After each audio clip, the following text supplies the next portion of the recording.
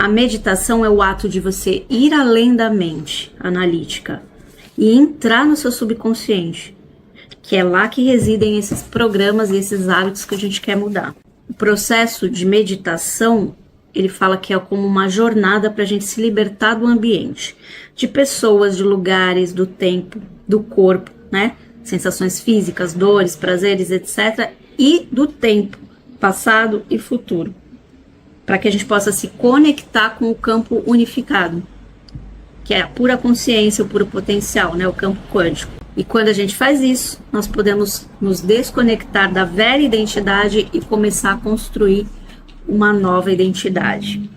Ele também fala da importância da gente acalmar a mente beta, né, que é o estado de alerta, de estresse, e entrar em estados de ondas cerebrais mais lentas, como a alfa e a teta, onde nós somos mais sugestionáveis e capazes de reprogramar o nosso subconsciente. Então ele fornece nesse capítulo um guia passo a passo para isso, explicando como usar a intenção clara e as emoções elevadas para criar os nossos padrões neurais e emocionais. O foco, gente, aqui não é apenas pensar positivo, mas é sentir as emoções do futuro desejado no presente. Quando a gente sente gratidão, amor, alegria, antes que essa experiência se manifeste, nós estamos enviando um sinal poderoso para o campo quântico e para o nosso próprio corpo, dizendo o quê? Que no futuro, que o futuro, aliás, já está aqui. E isso é muito importante para o efeito placebo, que é sentir a cura antes dela acontecer fisicamente. Os melhores ensinamentos desse capítulo, só vamos recapitular aqui. Primeiro, a meditação como ferramenta de reprogramação. A meditação é a forma mais eficaz de acessar e mudar os padrões subconscientes que governam a nossa vida. Gente, eu repito várias vezes esses conceitos que é para fixar na sua cabeça, porque a maioria aqui não vai ler o livro. Então, quem está aqui e quer ver que está vendo esse vídeo vai ter os melhores ensinamentos, então vai guardar no subconsciente, mesmo que seja uma vez na vida, vai ter conhecimento dessas coisas através das minhas palavras aqui. Então, por isso que eu repito os conceitos, os resumos de conceitos e as partes mais importantes que é para fixar na cabeça, tá? Quem não tem paciência é só não assistir. Segundo esse ensinamento desse capítulo, superando o ambiente, o corpo e o tempo. Então, para a gente mudar, nós precisamos nos desconectar temporariamente das influências que nos mantêm presos ao passado. Terceiro ensinamento, estados de ondas cerebrais. A gente precisa aprender a entrar nos estados de ondas cerebrais alfa e teta, que nos permite acessar o subconsciente e a plantar essas novas sementes de pensamento e de emoção. Terceiro ensinamento, a importância da emoção elevada. A emoção, gente, é o combustível da manifestação. Põe isso na sua cabeça. Sentir gratidão, sentir amor, sentir alegria antes da experiência é fundamental para criar o nosso futuro. Não tem como você manifestar sem você passar por essa parte. Outro ensinamento. A meditação nos permite ser a pessoa que nós queremos ser, o que naturalmente leva a nós fazermos coisas certas e ter o que a gente deseja. Duas frases de efeito para guardar aqui desse capítulo. A meditação é a ponte entre quem você é agora e quem você está destinado a ser. Segunda frase. Sinta o futuro em seu corpo agora e ele se manifestará. Capítulo 5. O efeito placebo no trabalho, tá? Aqui ele fala de histórias de cura e transformação. Esse capítulo, gente, é uma das partes mais inspiradoras desse livro, porque ele apresenta uma série de estudos de caso e de testemunhos reais de pessoas que experimentaram curas e transformações aplicando esses princípios do efeito placebo e da meditação. Então essas histórias servem como prova viva do poder da mente sobre a matéria.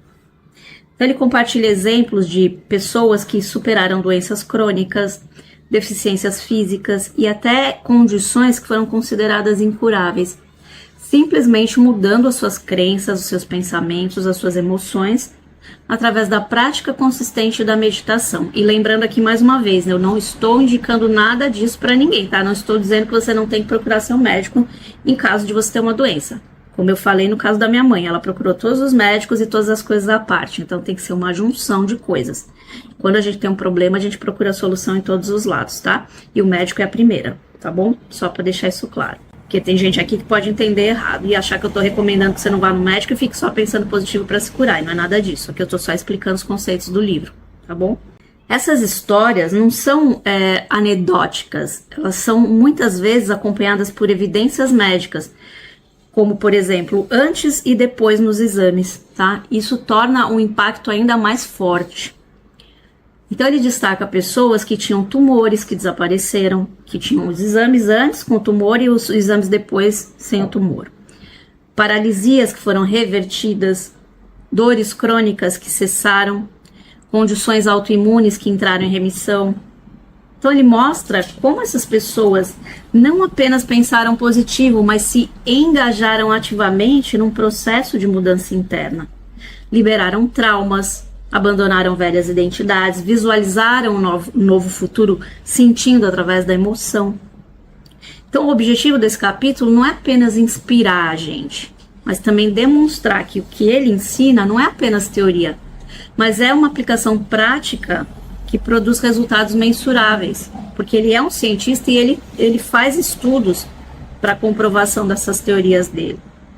Então as histórias mostram que, independentemente da gravidade da condição, o corpo tem sim uma capacidade inata de se curar, e a mente é a chave para desbloquear esse potencial. Então vamos resumir esse capítulo com os melhores ensinamentos. A prova viva do poder da nossa mente.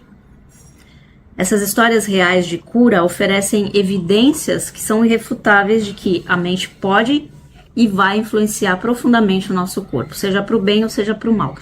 Vai depender da consciência da intenção que a gente coloca. Se a gente não põe intenção nenhuma e não tem consciência, vai ser tudo aleatório e vai prevalecer o padrão negativo ou positivo que você tem normalmente, inconscientemente. Por isso que a gente tem que ter consciência para focar na coisa certa. Outro ensinamento: pessoas de todas as esferas de vida e com diversas condições podem ativar o seu poder de cura interno. Ou seja, não depende de você ser rico, pobre, de você ser culto, sem culto, não depende de nada. Por exemplo, no caso que eu citei da minha mãe não lia nada disso, não tinha nenhum desses conhecimentos na época, ela só tinha fé que ela ia se curar, que é a mesma coisa. Outra coisa, o papel da persistência. A transformação não acontece da noite para o dia. Eu sempre falo isso aqui para vocês. As pessoas querem as coisas assim, ó, e não vai. A consistência na prática da meditação, na mudança de hábitos, é essencial. Você só consegue as coisas com a repetição, com a consistência e com a coerência entre os seus pensamentos e os seus sentimentos e ações, principalmente as ações. Outro ensinamento: a libertação do passado. Muitas histórias de cura envolvem a liberação de emoções e crenças limitantes que estão ligadas a experiências do passado. E o último ensinamento desse capítulo. Esse capítulo é uma inspiração para a gente acreditar, porque essas histórias servem para reforçar a crença de que, se outros conseguiram, nós também podemos. Frases de efeito para esse capítulo. Cada história de cura é um lembrete de que a sua biologia não é o seu destino.